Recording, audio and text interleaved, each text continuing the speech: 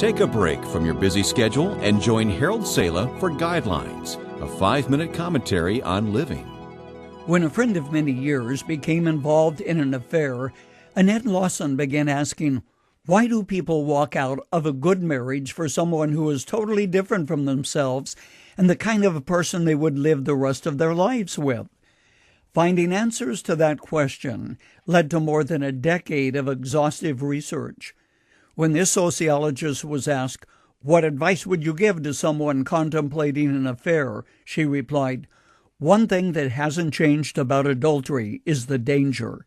It really is a risky undertaking that can leave people's lives in ruins. It's the bottom line which doesn't come across today when the media portrays the glamour of romance, a dangerous business which leaves the lives and families of people in absolute ruin. Seldom, if ever, does a movie or a TV producer tell it like it really is.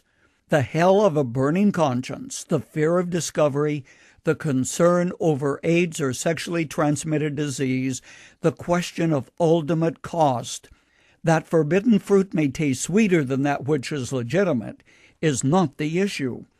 The issue is the cost which is always paid in the currency of human suffering and broken hearts and lives. Should you, for one, be on the other side of an affair, there are 3 questions which always must be answered. 1, how do I appease my conscience? 2, how do I tell my husband or wife? And 3, how do I handle my thought life and memory? Occasionally, when I deal with an issue such as this, I get letters and emails from people who say, I was aghast at what you said. Why don't you just stick to the Bible? Should you ever feel like that, you need to discover that this great book addresses the issue of life as it is today. Issues such as our sexuality, fidelity in marriage, and adultery are all discussed in the Bible. And the Bible realistically conveys the consequences of our choices, something which the media quite consistently fails to do. The first issue to be dealt with is this: how do I deal with a troubled conscience? That was the question that confronted David following his affair with Bathsheba. Make a note of Psalm 51 and see the steps which David took as he poured out his scalding confession to God. First, there was confession as David cried, have mercy on me, O God. According to your unfailing love, according to your great compassion, blot out my transgressions. Wash away all my iniquity and cleanse me from my sin. Then came cleansing as David prayed, cleanse me with hyssop and I will be clean. Wash me and I will be whiter than snow. Then David asked that God would restore the joy and the gladness which he had enjoyed as the reconstruction of a life took place. The second issue of how you ask forgiveness of the one to whom you are married and how you rebuild the relationship which has been damaged is a delicate one. A pastor or a counselor can help you as you seek forgiveness and restoration.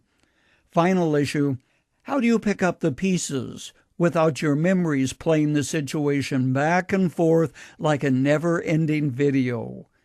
Make a note of 2 Corinthians 10:4, which talks about bringing every thought into captivity to the obedience of Jesus Christ.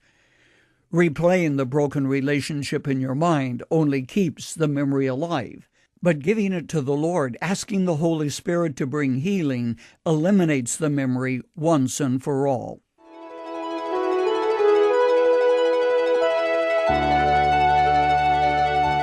You've just heard Dr. Harold Sala with Guidelines, a 5-minute commentary on living. If you would like to listen to the program again, download a copy, subscribe to our e-commentary, or view other resources, visit guidelines.org. We would like to hear from you too.